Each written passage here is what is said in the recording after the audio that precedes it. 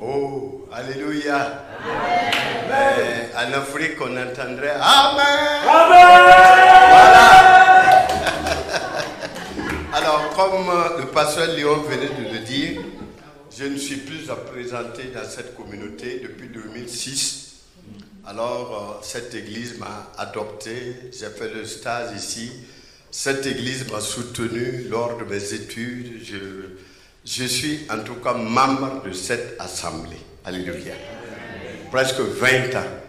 Jacques et Fabienne m'ont toujours fait du bien. Je suis toujours allé chez eux, logé, j'ai ma chambre et tout se passe très bien. Alors, vous avez les salutations des responsables du Burkina Faso. Que la grâce de Dieu vous accompagne. Alors, le Seigneur a mis un message sur mon cœur, un message certainement qui sera adapté parce que j'ai appris que ceux qui ont 9 ans restent pour le culte.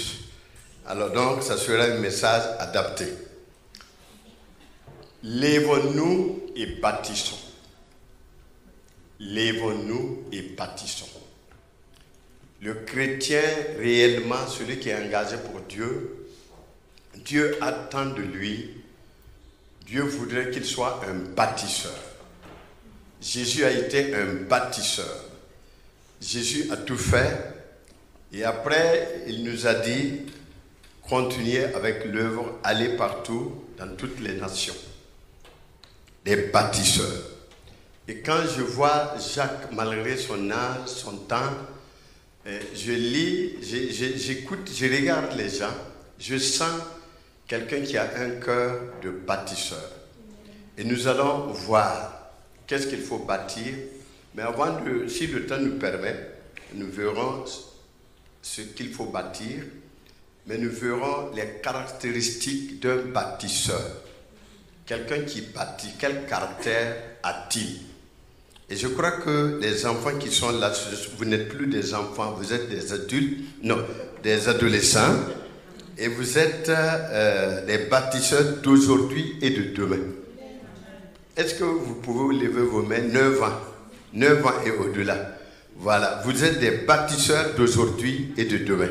Nous allons donc lire notre passage dans Néhémie 2, 18. Néhémie chapitre 2, verset 18. Alors, je le lis. Et je leur racontai comment la bonne main de mon Dieu avait été sur moi et quelles paroles le roi m'avait adressées.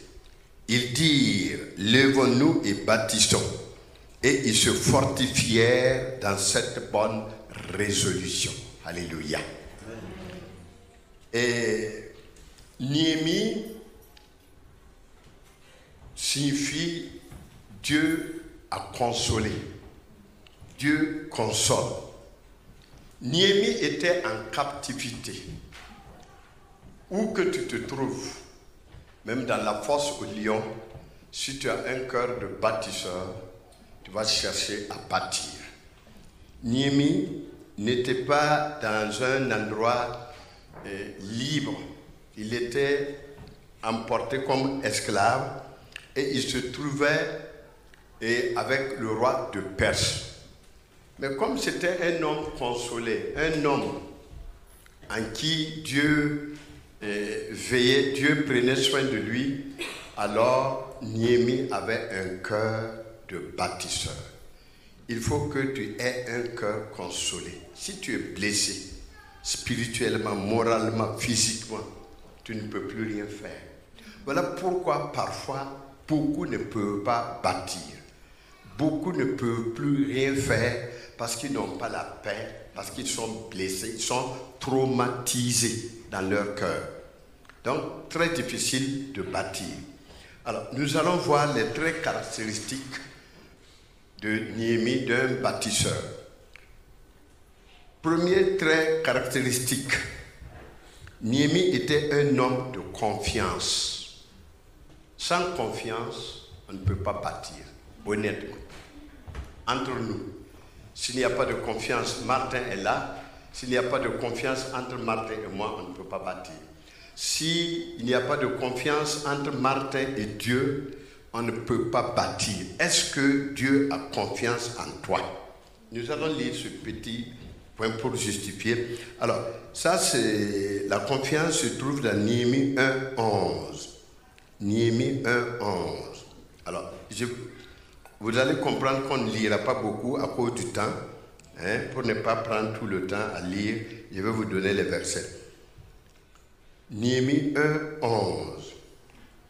Pardon, je ne suis pas là-bas. 1:11. Voici ce qui est dit.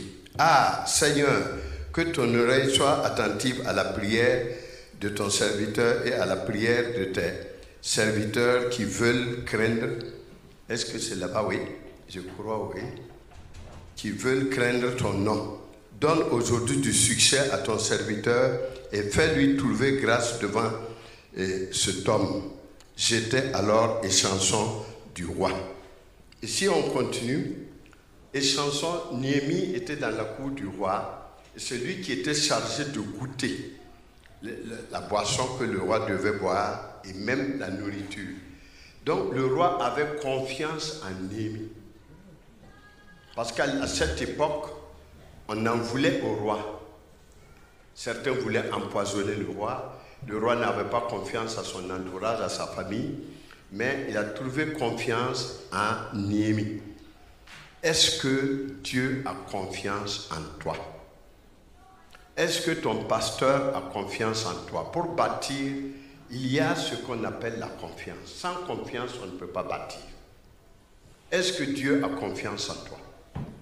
C'est très important d'occuper des responsabilités dans l'Église. C'est très important d'être, je ne sais pas, voilà, élevé. Je ne sais pas si dans le Seigneur on est élevé, mais on est ce que Dieu veut qu'on soit. C'est très bien, mais est-ce que Dieu a confiance en toi? Et entre mari et femme, s'il n'y a pas de confiance, c'est sûr et certain qu'on ne pourra rien bâtir dans notre famille. Néhémie avait le roi avait confiance en Néhémie, et Néhémie devait goûter tous ces aliments pour voir est-ce qu'il n'y a pas de poison. Si on met du poison, Néhémie allait être le premier à mourir et le roi allait avoir la vie sauve. Pour bâtir, il nous faut la confiance. Est-ce qu'on te fait confiance? Est-ce que toi-même tu te fais confiance? Ce n'est pas facile. Les jeunes sont là, ceux de 9 ans sont là, et ce sont les bâtisseurs d'aujourd'hui et de demain. Ça c'est sûr et certain. Alors on a confiance à ces jeunes talents. Que la grâce de Dieu vous accompagne. Amen. Ah, que la grâce de Dieu vous accompagne. Amen. La confiance. Il faut avoir la confiance. Entre nous. Je prends un exemple, il y a un couple où l'homme disait à son épouse, je n'ai pas confiance en toi. Si tu finis de préparer, moi aussi, je préparerai mon repas. Je n'ai pas confiance en toi. Rien de bon ne peut se faire dans cette famille. Les deux ne se font pas confiance. Est-ce que ta femme te fait confiance? Est-ce que ton mari même te fait confiance? Quand il y a manque de confiance dans un foyer, dans une église, rien de bon ne peut se produire dans cette assemblée ou dans la famille. Nous avons besoin de cette confiance mutuelle entre nous. Il faut ça. La confiance donne la vie. Ah, ça sonne ici, hein, mais ça ne veut pas dire que je dois arrêter. La cloche qui sonne. Ah.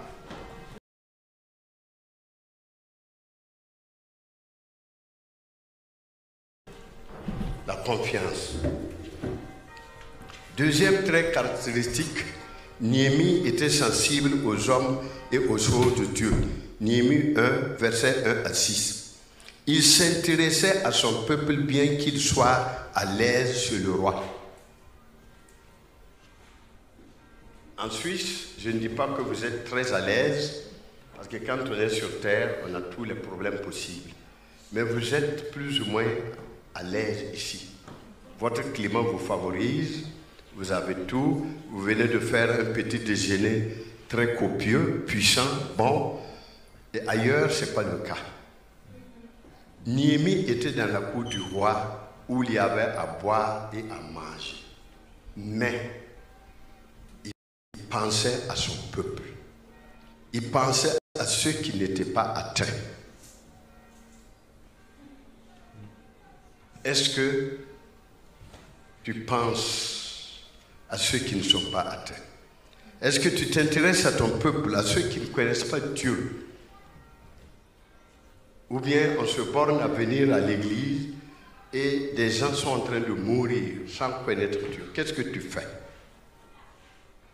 Certainement que tu me diras que tu ne peux pas aller, c'est loin.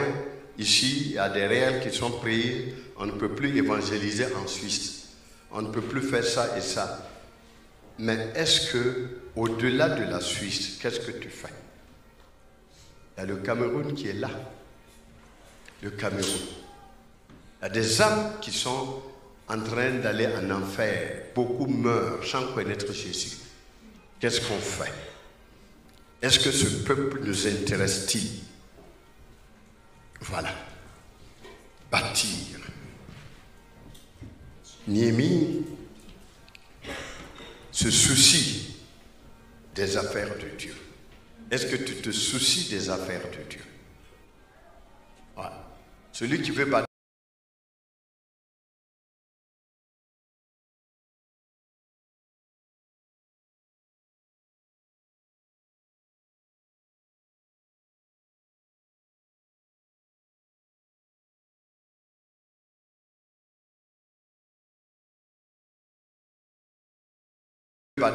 se soucie des affaires de Dieu. Lorsqu'il va se lever le matin, sa première priorité, Seigneur, que ton royaume s'élargisse, grandisse.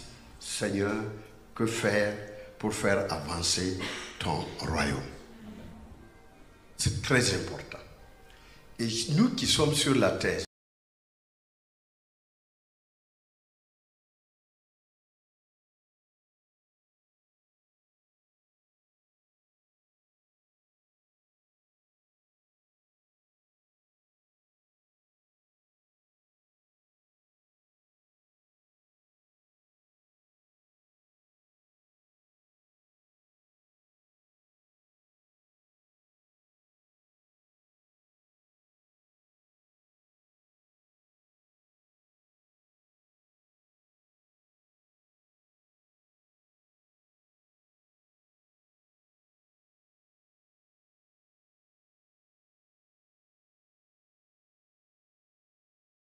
si nous ne sommes pas encore morts, si tu n'es pas encore mort, si tu n'es pas encore morte, c'est parce que tu as une mission sur cette terre. Sinon, tu serais parti. Tu serais parti.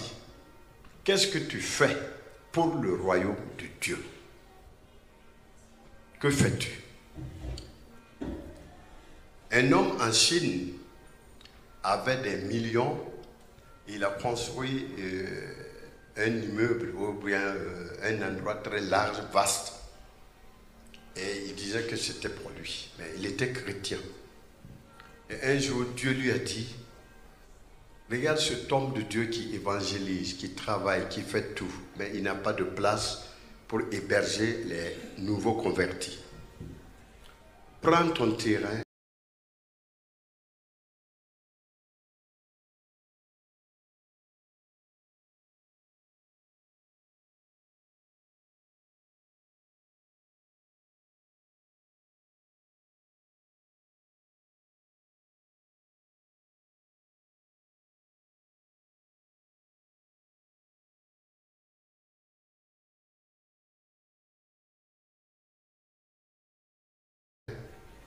Remets-le à l'homme de Dieu.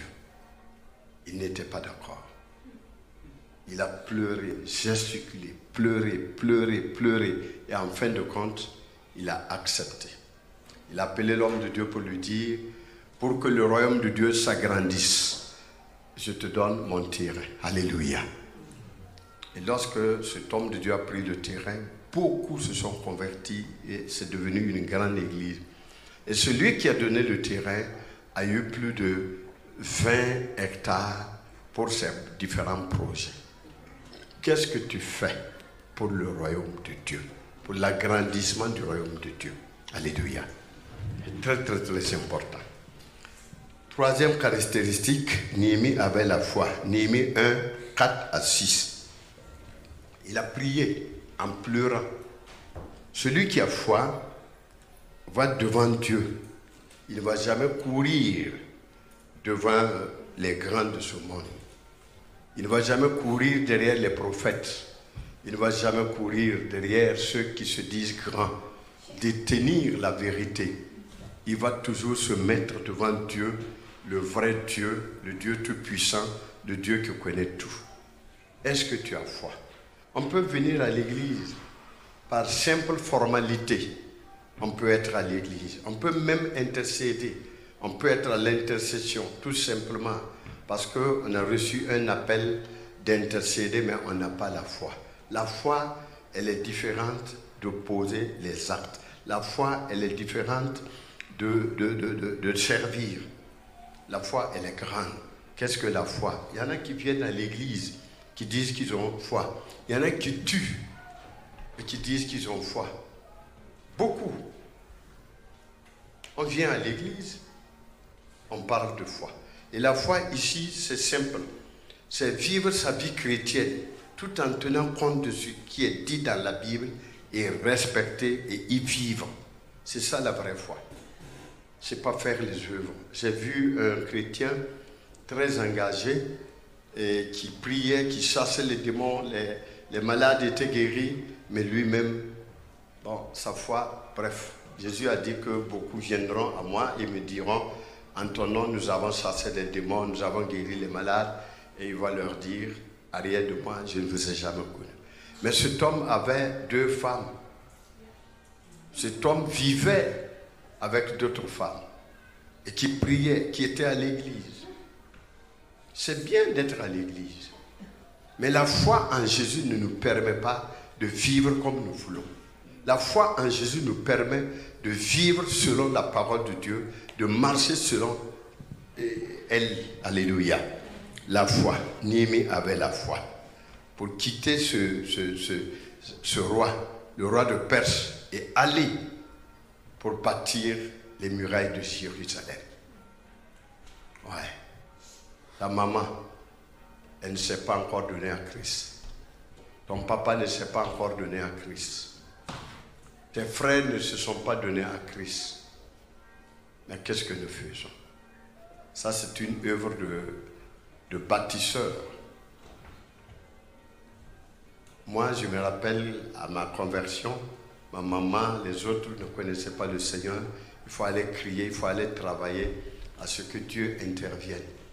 La maman s'est convertie, les autres se sont convertis, mais en tant que musulmans, et ils sont très engagés pour le Seigneur. Et qu'est-ce que tu fais? Nous savons que pour la conversion, c'est Dieu, l'Esprit de Dieu qui convainc. Mais Dieu a besoin que nous posions des actes. La foi pose des actes. La foi pose des actes. Alléluia. On ne peut pas avoir la foi sans actes. Alléluia. Qu'est-ce qu'on fait? Néhémie était un homme également qui savait parler. Ça, c'est le quatrième ou la quatrième caractéristique. Il sait convaincre.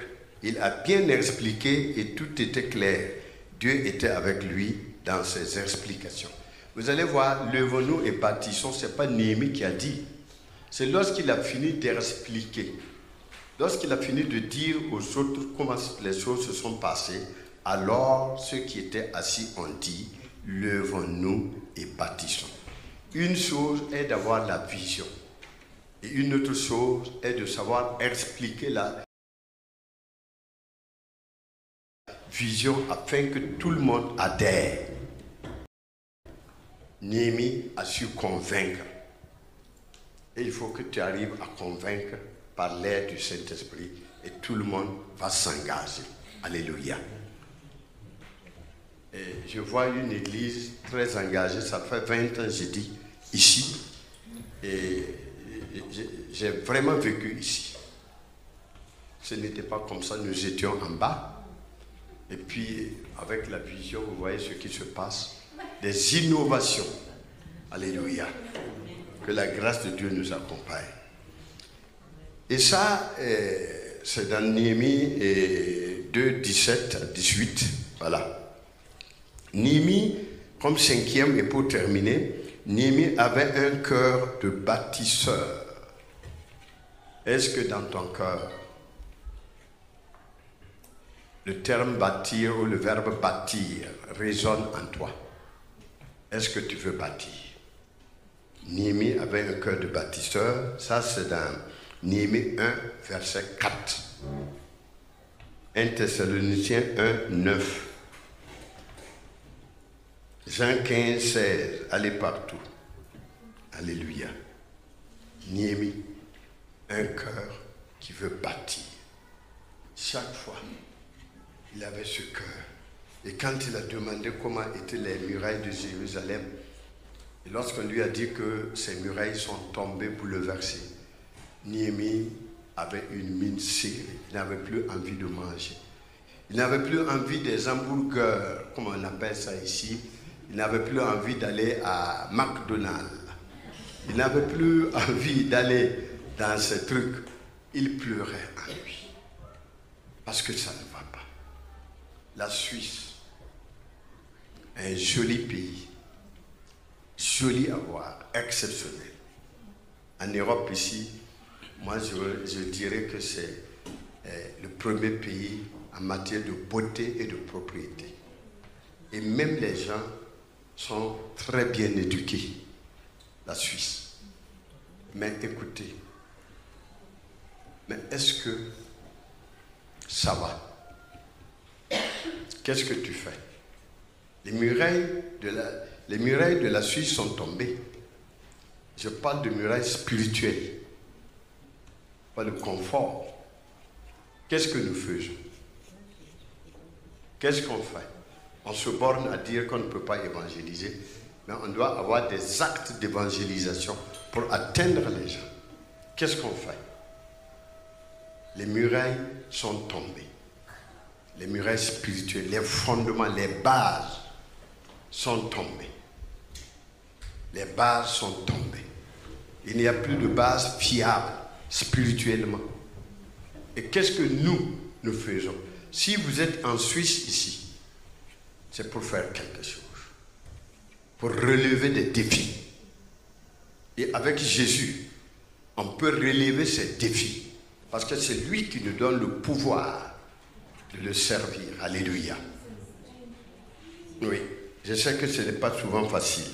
Alors, très rapidement, il y a deux verbes qui ont été employés dans ce passage, deux verbes d'action. Le verbe se lever. Alors, ça, c'est un verbe du premier groupe à la forme pronominale qui veut simplement dire être ensemble pour une même cause, à l'unisson, être un commun accord, se lever. Il faut que tout le monde se lève, que personne ne reste assis. Tout le monde debout comme un seul homme. Et enfin, on pourra bâtir. Le verbe bâtir, un verbe du deuxième groupe qui est l'accomplissement du premier verbe. Tant qu'on ne se lève pas, on ne peut pas bâtir. On se lève d'abord et on commence à bâtir. Maintenant, qu'est-ce qu'il faut bâtir? Nous avons dans la vie, je vois Léon, le pasteur Léon, chaque fois quand je viens, il travaille avec les enfants. Il bâtit quelque chose de consistant dans la vie de ces jeunes.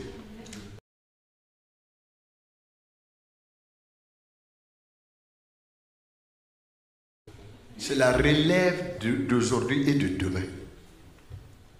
Il bâtit, je le vois, il parle, il m'écrit, et dans le temps, on s'écrivait pour les enfants, etc. Il bâtit. Encore, qu'est-ce qu'il faut faire? On peut bâtir dans l'évangélisation d'une manière ou d'une autre. On peut convaincre, on peut amener des âmes à Christ. Sans vouloir placer des podiums, des grands, ça ne marche plus. Les podiums, là, c'est du vacarme. Personne ne vient. Mais on a notre vie, notre comportement. La manière de faire peut amener quelqu'un à se donner à Christ. On peut bâtir également en cela. Bâtir également et au niveau de l'Église. Qu'est-ce qu'il faut? Qu'est-ce qu'il faut? Alors, il y a parfois des activités, on n'attend pas que le pasteur dise de faire telle ou telle activité ou telle chose.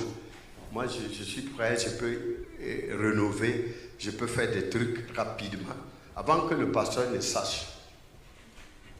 Tout est fait. On peut apporter des choses dans la maison de Dieu, on n'attend pas que le comité de finances ou que les gens décident d'acheter des trucs, on peut amener. Ça, c'est bâtir également. Alléluia. Bâtir. On peut aller réconcilier, faire en sorte que deux personnes qui ne s'entendent pas ou qui ne s'entendaient pas se réconcilient. Ça, c'est bâtir dans la vie de certaines personnes. Combien de personnes se sont bagarrées à cause d'un tel, à cause d'une telle, ne veut plus venir à l'église? Je détecte cela et je vais, par la grâce de Dieu, te convaincre pour que tu reviennes. Alléluia. C'est bâtir également. Bâtir aussi. Alors, ici, ce n'est pas la même chose. Et on peut, quand je parle de ici, vous êtes déjà très propre ici, c'est joli à voir. Mais on peut passer l'aspirateur. On n'a pas besoin qu'on désigne quelqu'un pour faire passer l'aspirateur ici. Je peux venir un samedi rapidement, alors je fais l'aspirateur en chantant avec joie. Tu travailles, tu bâtis. Et tout ce qui est bon à faire, fais-le. Pour la gloire de Dieu le Père. Alors, je ne serai pas long, je suis chez vous ici. Alors, je sais qu'ici, vous ne m'avez pas donné du temps, mais je sais qu'il faut aussi respecter le temps. Alléluia. Et je suis très content de voir que vous écoutez très attentivement, même les jeunes, les enfants. Merci beaucoup. En tout cas, soyons des bâtisseurs, ne soyons pas des observateurs. Non, non, non. Quand tu viens dimanche, tu fais comme ça. Et ce qui est très dur, il y en a qui croient les bras, ils regardent comme ça. Après le culte, oh, bye bye. Au revoir. Ciao. Voilà, ciao. Ciao, c'est italien. Mais je pense que les Suisses ont pris le mot ciao plus que les Italiens. Ciao. Non. Qu'est-ce que tu es venu faire à l'église? Qu'est-ce que tu es venu faire à l'église? Non. Quand on vient à l'église, on a quelque chose à faire. Ah oui, ce n'est pas écouter seulement et partir, mais donner une pierre à l'édifice.